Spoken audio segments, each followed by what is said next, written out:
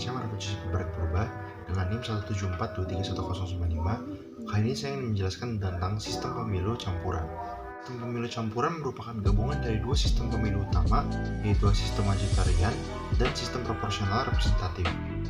Tujuan dari sistem ini adalah untuk menggabungkan kedua kelebihan sistem tersebut, yaitu adalah untuk menjaga keterwakilan politik tetap adil dan menjaga pemerintahan tetap stabil. Cara kerja sistem pemilu campuran yaitu dua jenis suara dalam satu pemilu.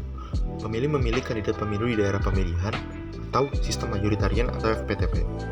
Pemilih juga dapat memilih partai politik secara nasional atau regional seperti proporsional atau proporsional representatif. Untuk distribusi kursi, sebagian kursi diberikan kepada kandidat terpilih dari distrik atau majoritarian. Sisanya dibagi secara proporsional berdasarkan suara partai. Sistem campuran bisa bersifat paralel, yang dimana hasil dari dua sistem dihitung terpisah tanpa saling mempengaruhi, dan bersifat mixed member proporsional atau MMP, dimana hasil distrik disesuaikan agar total kursi proporsional. Dampak sistem pemilu campuran terhadap sistem pemerintahan yaitu adanya keseimbangan representasi dan stabilitas, menjaga keterwakilan partai kecil lewat proporsional representatif, tapi tetap mempertahankan pemilu langsung untuk menjadi wakil lokal. Yang kedua, tetapnya adanya kemungkinan pemerintahan koalisi, terutama jika sistemnya bersifat MMP. Yang ketiga, aktor politik dituntut fleksibel karena harus bersaing di dua arena, distrik dan nasional. Kelebihan sistem pemilu campuran adalah lebih representatif daripada sistem majoritarian murni.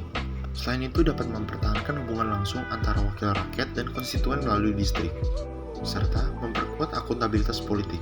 Rakyat jadi tahu siapa wakil lokal dan bisa ikut menentukan peta partai nasional. Sistem pemilu campuran juga memiliki kekurangan, yaitu sistem ini rumit dan membingungkan bagi pemilih baru, karena ada dua suara dan dua jenis hasil.